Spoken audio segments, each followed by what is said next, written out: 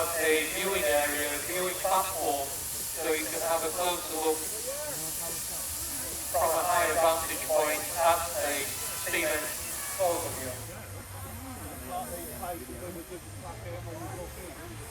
I would have said anybody over 6 years of age and under. So that's the Spirit of Gould, the plane that's across there near the catering area. As I've just been saying about the plane, they will love to tell you a little bit more about the history.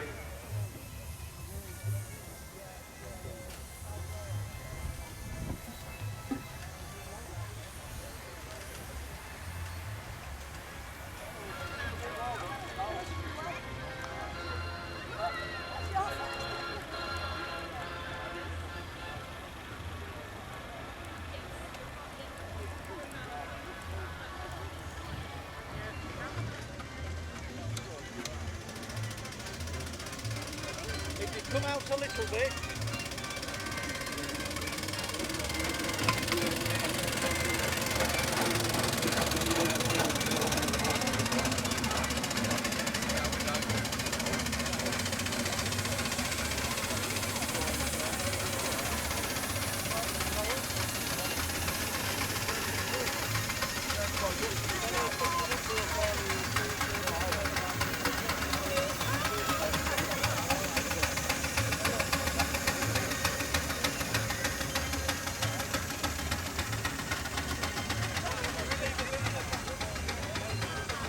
Well, once again, very good morning to you all. Welcome to the 29th Driffield Siemens Vintage Rally. And we're just about underway now with the parade of the miniature engines. These are all, or the majority of them, are copies of the full-size engine as you see round and about the field. The 4-inch scale Burrell single cylinder traction engine, built in 2009.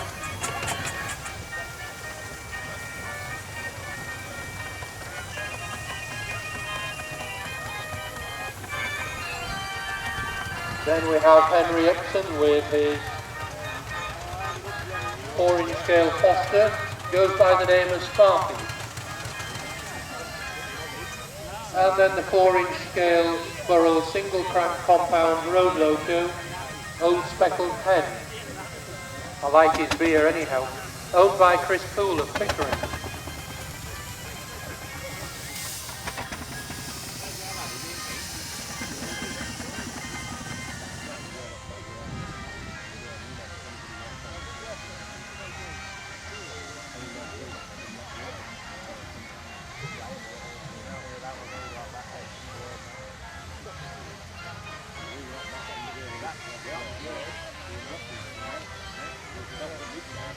We have the ground conditions and everything, providing it doesn't actually slip on this dry grass. And with a bit of luck we should be able to pull about 100 tons around the ring. But this is the miniature engine's equivalent. You could probably have put another tractor behind that and still got away with it, I would imagine.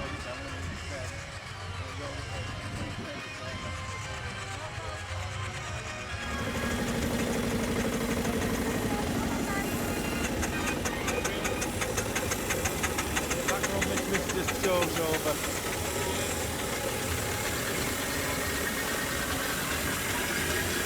Thank you very much, ladies and gentlemen, for coming in. We'll no doubt see you a little bit later on.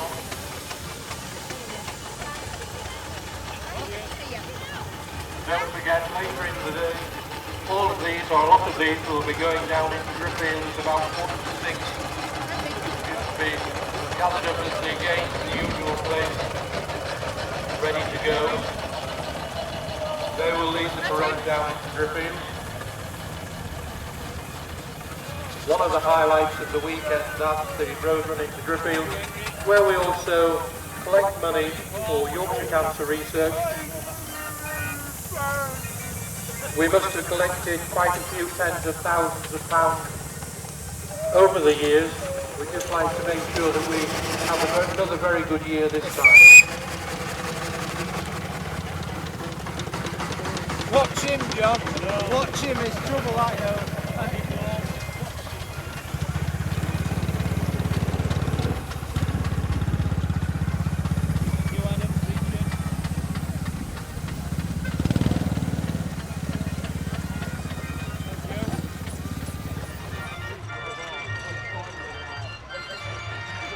You'll note that we have a number of ladies taking charge of the steering of the engines this year. It's something that seems to be happening more and more.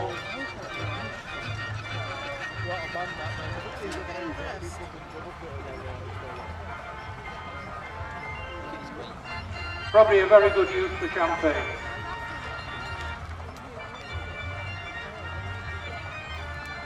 Number 34 that's in the near at the middle of the ring there, that's Old Dutch, we've seen that one before. Spent most of its working life in a sawmill for Barrett's in Devon and Cornwall, and acquired by its present owner, Mr. Holt, in 2001. And then we have the one with the James Ragsdale of Retford on it, that's Invincible.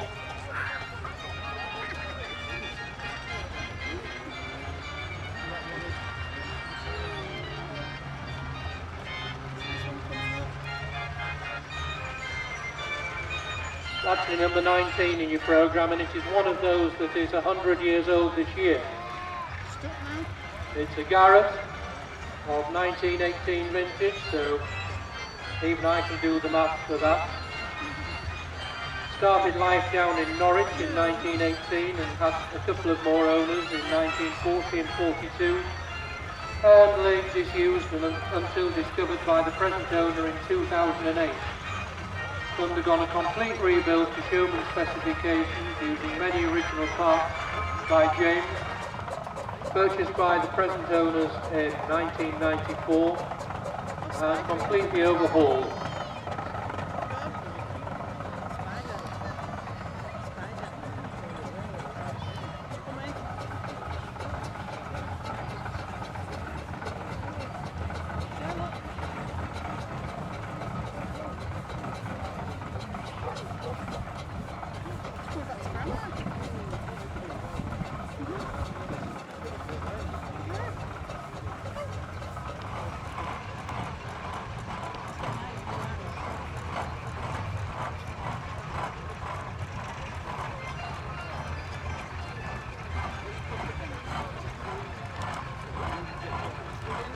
The two very large engines, which you can see have winches underneath them, that's the pair of ploughing engines which belong to Middlewood. See them down in your programme as numbers 46 to 47, as Ward and Dale. And again, these two are 100 years old.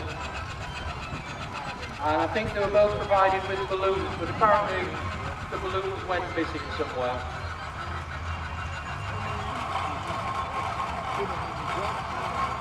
I'll give you a little bit more history about Surprise. Not about the ladies on top of it, it's just about the engine itself this morning. It's a relatively youngster, it was only made in the 1930s, and by 1945 it was being sold for scrap. The Burrell, just coming past me, this one from 1908.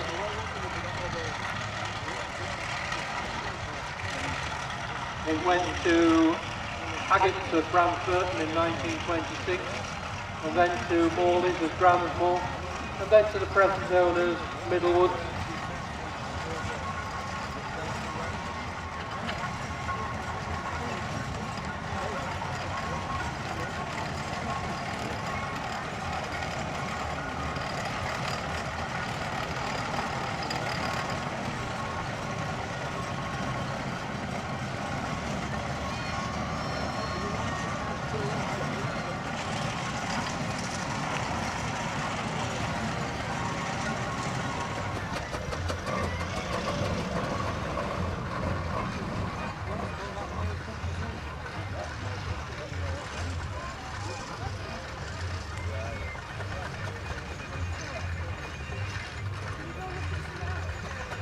And a little bit of information about the various types of traction engines. The Fowlers, they were built in Leeds, coming past me now with the insignia of Edison's on the top there.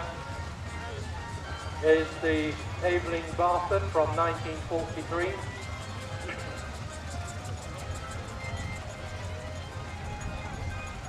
Started work for Barnes & Co in Bedfordshire. And eventually it was found in a Liverpool playground in the 1960s, stripped down and being used for playing on. It's obviously been rescued, renovated, brought back to its original purpose.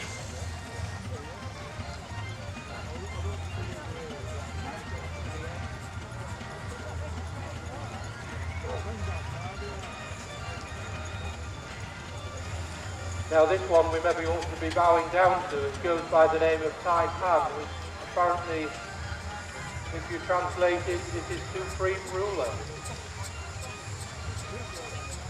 One of the engines from Isaac Ball's fleet of engines from Lancashire, and is owned by Mr. Copley from West Yorkshire. It's a Burrow from 1922. And I think we have 3 steam lorries here this year. Unless there's another one sneaked in somewhere.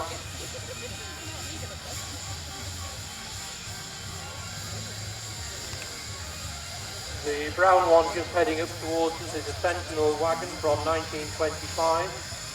Finished its working life with James & Co, hauling brewer's grain, and restored from scrap in 1998. It's completed the London-Brighton commercial run in 2012 and is owned by Mr. Goodwell, Robert Goodwell. Could we ask the engine people please to give us a thank you for that in the normal way? Quite nice and loud for us please.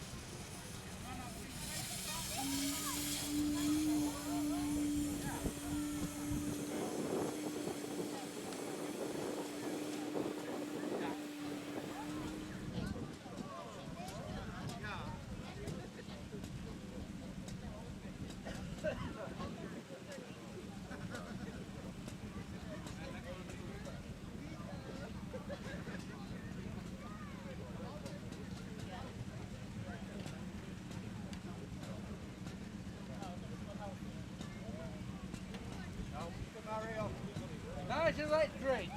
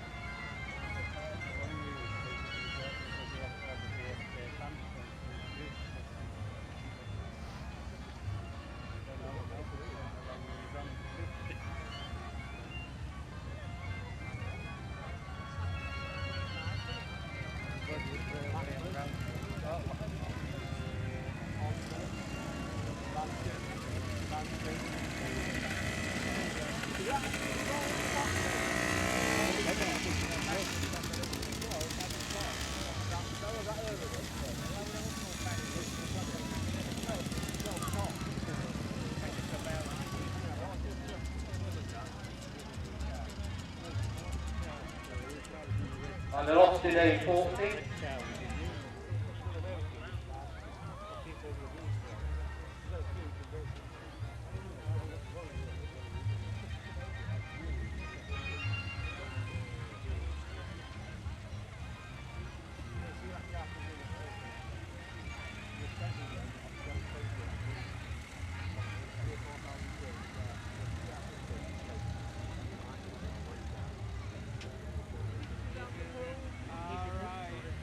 And then we have the milk float, which I've heard quite a bit about, a 1950 nipper truck, powered by the 500cc Jap engine, belt and cone driven, built by Northern Dairy Engineers Limited of Hull, the only known survivor, another of the Land Rovers there, and a Ford Prefect 107E of 1960 vintage.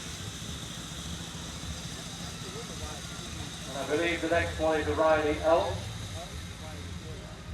No, it isn't, it's a Wolseley Hornet. And a Standard 10 from 1935. And a Rolls Royce 2025 Barker DeVille of 1934. Very nice.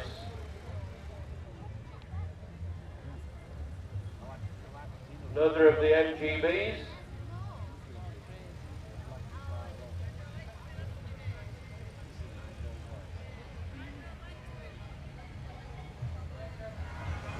And the Lambert Builders, that's the Ford